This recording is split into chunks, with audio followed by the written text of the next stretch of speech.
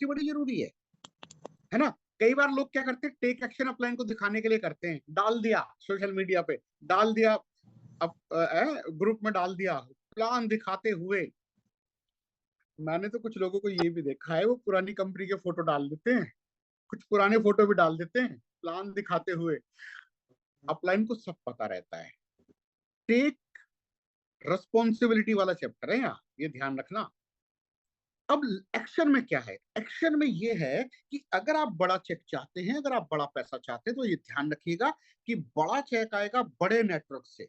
मेरे शब्दों को ध्यान रखें, बड़ा चेक आएगा बड़े नेटवर्क से, बड़ा नेटवर्क आएगा ज्यादा प्लान दिखाने से।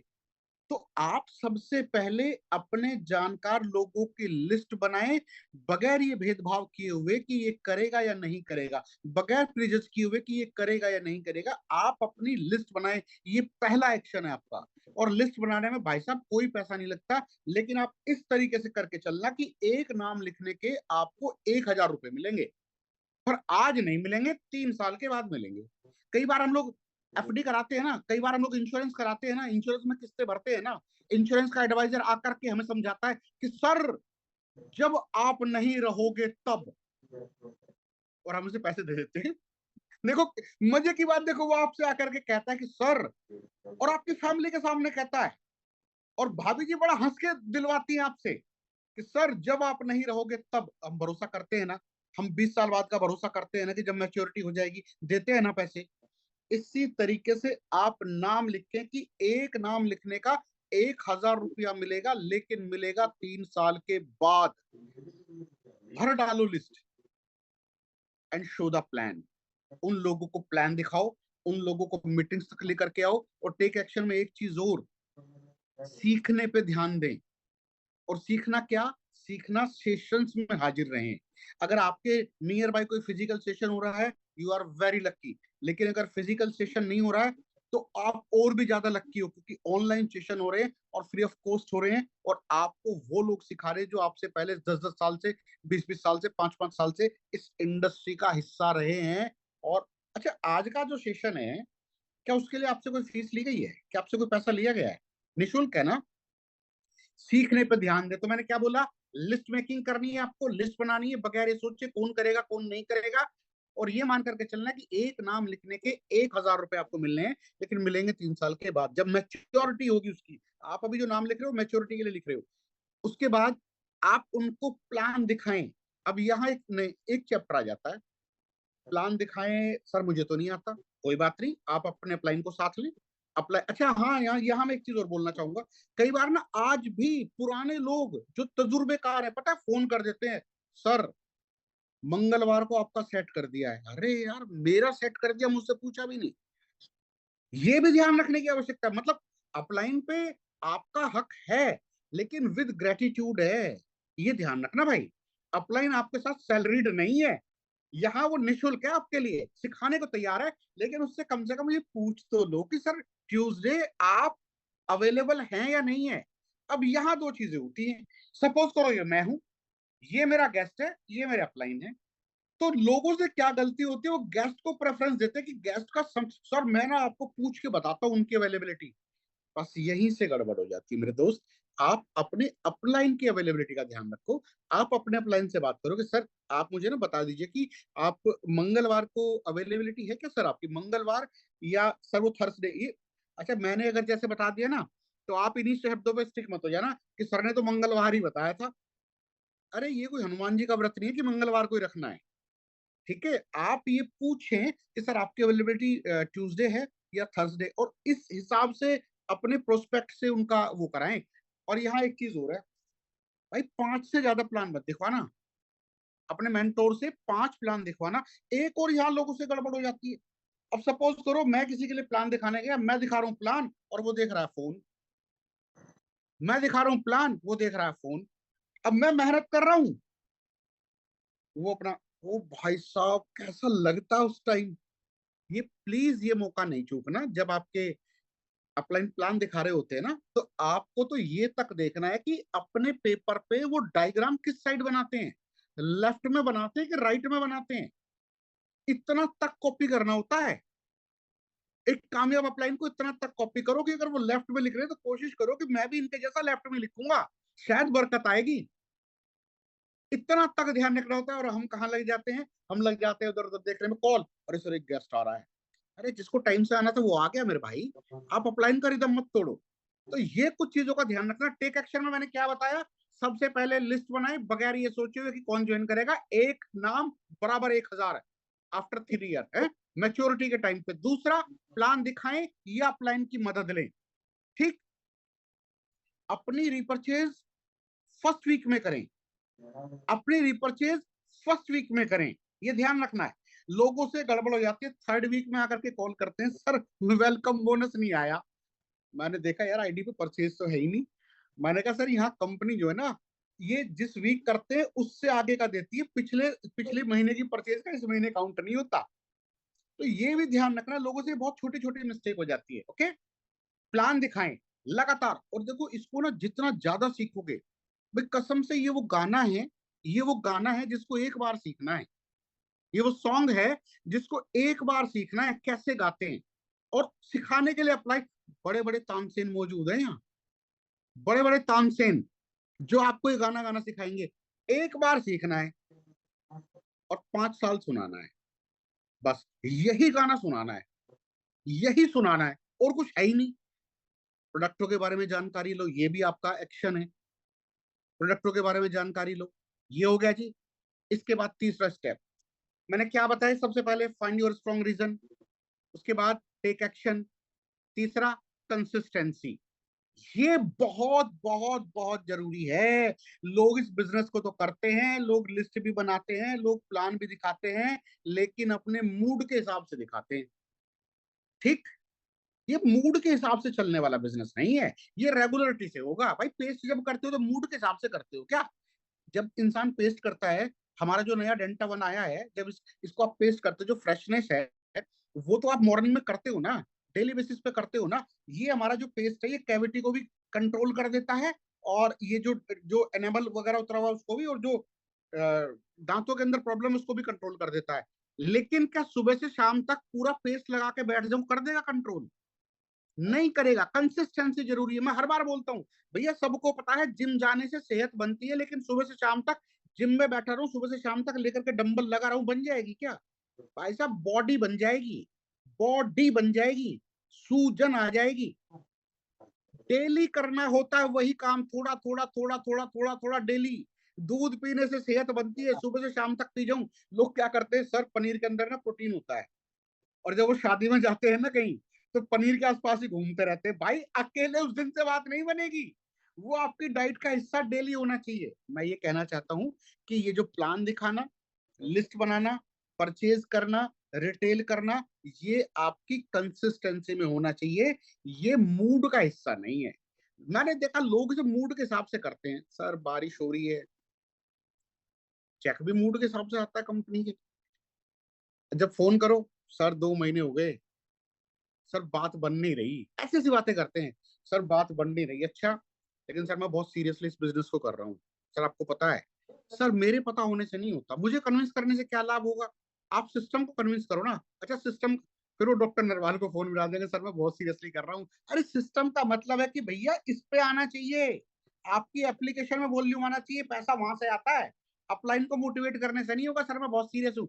और जो सीरियस होते हैं वहां वॉल्यूम भी आता है। अपनी एक्टिविटीज को भी ट्रैक करो। आप 4 दिन से फील्ड में हो, सर मैं सुबह निकल जाता हूँ शाम को आता हूँ, इस चीज का पैसा नहीं आता कि सुबह निकल के शाम को आए, ऐसे तो फिर लोग लंबा ही निकल जाएंगे। पैसा इस चीज का आता है कि वॉल्यूम कितना जनरेट हुआ। चलो, मैं बहुत सीरियस हूँ, लोग बोलते हैं ना। चलो ठीक है, जो नेक्स्ट प्रोग्राम आपके शहर में होने जा रहा है, उसके कितने टिकट है आपके पास? कितने लोग जा रहे हैं आपके साथ? इतने, सॉरी फॉर माई वर्ड्स, इतने गंदे जवाब मिलते हैं। जैसे दिल्ली में एक प्रोग्राम है 2 अगस्त को, मैंने किसी साथी को फोन किया, सर क्या तैयारी है? सर पूरी तैयारी है, आ रहा हूं मैं। तो मैंने कहा सर वहीं मिलूंगा बुके लेके बाहर, स्वागत। अरे यार मेरे आने से क्या होता है भाई साहब, ये बताओ ना, लोग कितने आ रहे हैं साथ में? लोगों को ये लगता है कि मैं आ जाऊंगा तो काम हो गया। तो आप तो आ ही गए ना, आप ये बताओ तैयारी क्या है, कितने लोग आएंगे साथ में, वो क्या तैयारी है? जब हम लोग प्लान दिखा रहे होते हैं, देखो हम लोग क्या करते थे पहले ना, फिजिकल टिकट्स हमारे पास आ जाते थे। अभी तो डिजिटल का टाइम आ गया, तो हम लोग ना अपनी जेब में अगले स्टेशन के टिकट रखते थे। कहीं भी प्लान दिखाने गए, कहीं भी हमने मीटिंग की, टिकट निकाले, तो हमें ये पता लग जाता है। हमारे भी कुछ मापदंड है लोगों की सीरियसनेस चेक करने के। कितने लोग आ रहे हैं स्टेशन में, ये सीरियसनेस होती है। सर कितने लोग आ रहे हैं आरबीसी में, ये सीरियसनेस होती है। ये बोलने से कि जी मैं बहुत मेहनती हूं, मैं बहुत, सर ये मेहनती, वो मेहनती नहीं जो रिजल्ट निकाल करके, जिसका रिजल्ट निकले, वॉल्यूम पे पैसा आता है। मेहनती तो, for sorry for my words, देखो कितने सारे मजदूर है कि वो मेहनती नहीं होते। ये थोड़ा सा ध्यान रखना है। ये जो आपके प्रोडक्ट है ना, ये ज्यादातर, चलो प्रोडक्टों पे नहीं, मैं चलो थोड़ा सा वैसे आता हूँ। जब आप कुछ खाते हो ना, तो आप कंधे से नीचे के हिस्से को सेटिस्फाई करने के लिए ज्यादा खाते हो, और यहां से कमाते हैं पैसा ब्रेन से। इसका फूड क्या है, इसको क्या देते हो? सेशंस। कैलकाटा में भी एनएफएल है, जिसका भी नेटवर्क कैलकाटा के आसपास है ना, लोगों को प्लग करा दो। कैलकाटा में जहां भी कंपनी की मूवमेंट हो रही है या आपके अपलाइन की मूवमेंट हो रही है, वहां मूवमेंट करो। एग्जाम्पल, विवेक सर पूना रहते हैं, कृष्णा सर सूरत रहते हैं, मुझे ये दोनों चीजें पता है। तो मुझे ये ध्यान रहेगा कि मेरे अपलाइन की मूवमेंट कहाँ है, मुझे वहां अपने ग्रुप का नेटवर्क निकालना है। लोग क्या करते हैं, अपने अपलाइन की मूवमेंट अपने हिसाब से कराते हैं। चलो मैं मानता हूं कई बार ऐसा हो सकता है कि आपका नेटवर्क उदयपुर में है, आपने वहां अपलाइन की हेल्प ले ली, लेकिन कोशिश ये करें कि अगर मेरे अपलाइन कानपुर जा रहे हैं, तो मुझे वहां पर अपनी मूवमेंट करनी चाहिए, या अपने लोगों को ये ढूंढना चाहिए कि कानपुर में किसका नेटवर्क निकलता है। ये थोड़ा सा ध्यान रखने की जरूरत है। कुछ लोग 6 6 महीने से 1 1 साल से बिजनेस कर रहे होते हैं, लेकिन उनका बिजनेस कहां पर सीमित है? जहां वो रहते हैं उसके 10 किलोमीटर के दायरे में, उसके 20 किलोमीटर के दायरे में। भाई साहब ये कोई क्षेत्रीय कंपनी नहीं है, हर जगह पैन इंडिया इसके प्रोडक्ट डिलीवर होते हैं, और पूरे भारत में इन प्रोडक्टों को लिया जा सकता है। अपना दायरा बढ़ाएं, वो 5 10 किलोमीटर के एरिया से बाहर निकलें। ठीक हो गया? तो कंसिस्टेंसी बेहद जरूरी है, इस काम को लगातार करें। और सीरियसनेस अगर दिखानी है, देखो जी मैं तो उसको सीरियस मानता हूँ जिसके लोग इवेंट्स में ज्यादा होते हैं और वो इवेंट्स के अंदर टिक के बैठता है। एक और गड़बड़ मैंने लोगों के अंदर देखी है, लोगों को बिठा देंगे और खुद फोन लेके बाहर निकल लेंगे। उनको लगता है कि हमें जरूरत नहीं, हमने लोग बिठा दिए ना। नहीं सर, वो लोग आपको देख रहे होते हैं कि मैं जिनके साथ आया हूं एक्चुअली वो कितने सीरियस हैं। तो आपके जो एक्शंस होंगे ना, वही वो लोग सीखते हैं। नोइंगली और अननोइंगली, जाने या अनजाने में, आपका व्यवहार, आपकी बातें, आपके एक्शंस नीचे ट्रांसफर होते हैं। अगर कोई पर्सन, किसी के मुंह से गालियां निकलती हैं, वो अब्यूज करता है, वो कभी नहीं चाहेगा कि उसके बच्चे के अंदर ये आदत आए। अगर कोई इंसान अल्कोहलिक है, वो कभी नहीं चाहेगा उसके बच्चे के अंदर ये आदत आए। वो सारे काम कोशिश करता है कि अपने बच्चों को देख के अवॉइड कर दे। फिर हम लोग इस नेटवर्क के अंदर जब होते हैं, तो हम क्यों बिना जांचे परखे, बिना फिल्टर के कोई भी बात कहीं भी बोल देते हैं? ये ध्यान देने योग्य बात है। और चौथी चीज जो मैंने यहाँ नोट डाउन की है, अकाउंटेबिलिटी, जवाबदेही। आपको जवाबदेह होना पड़ेगा। किसके प्रति? क्या आपको लगता है कि आपका अपलाइन आपसे पूछेगा कि आपका ये बिजनेस क्यों नहीं? कभी नहीं पूछेगा, मैं कभी नहीं पूछता किसी से। आप आए हैं, अपने लिए आए हैं। और मुझे लगता है कि जितने भी सीनियर साथी है, रावत जी भी कभी नहीं पूछते होंगे, रावत सर भी, किसी से कि हाँ भाई कितना हुआ। ठीक है भाई, आप, आपकी जवाबदेही है, आपकी बिजनेस के प्रति, आपकी फैमिली के प्रति आप जवाब दे हो, हम थोड़ी ना जवाब दे हैं।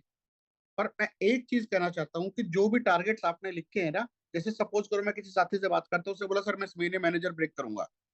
बेशक आप अपने अपलाइन का समय लो और रणनीति बनाओ कि कितने लोगों की सर आवश्यकता पड़ेगी, कितने लोगों का मुझे इसमें से एग्जीक्यूटिव कराना है, कितने लोगों का डीबीसी कराना है, कितने लोग एनबीसी में जा रहे हैं। उस वो सारी आपकी हेल्प करेंगे, सब कुछ सिखाएंगे, समझाएंगे, क्योंकि कैलकुलेशन में वो आपसे पहले से हैं, वो सारी चीजें बताएंगे। लेकिन अकाउंटेबिलिटी, जवाबदेही किसकी है इस बिजनेस के प्रति? डॉक्टर नरवाल आपसे कभी नहीं पूछेंगे। उनका तो एक काम है, जितना वॉल्यूम दिखेगा उसके हिसाब से पे आउट बना करके कंपनी आपके घर पे भेज देगी। जवाबदेही, अकाउंटेबल कौन है? सर ये बिजनेस आपका है, ये बिजनेस आपकी फैमिली का है। आप अपने लिए करते हो, अपने फैमिली के लिए करते हो। जवाबदेही आपकी उनके प्रति है। मैं बहुत से लोगों को देखता हूँ, सर 10 साल हो गए इंडस्ट्री के अंदर, ओके जी, 10 साल के अंदर वो कभी इस चीज पे फोकस नहीं करते कि उन्होंने खुद को कितना ग्रूम किया। ग्रूम से मेरा मतलब है कितना सीखा। जब आप किसी के पास बैठते हो, आपकी बातों का प्रभाव कितना पड़ता है सामने वाले आदमी पे, आप कितने इफेक्टिव हैं, इफेक्ट कितना पड़ता है, इन चीजों पे काम करना चाहिए, क्योंकि ये आपकी फैमिली के ड्रीम्स को पूरा करने में इनका रोल है। पता है, जब हम लोग काम करते हैं ना फील्ड में, मैं ज्यादातर यहाँ उन लोगों की बात करता हूँ जो पार्ट टाइम कर रहे होते हैं, तो वो जॉब से आने के बाद या अपना बिजनेस से आने के बाद संडे का दिन जो अपनी फैमिली के साथ गुजार सकते थे या कहीं सोशल में दे सकते थे, उस समय को काट करके वो फैमिली से ये बोल करके आते हैं कि मैं तुम्हारे सपनों के लिए काम कर रहा हूँ।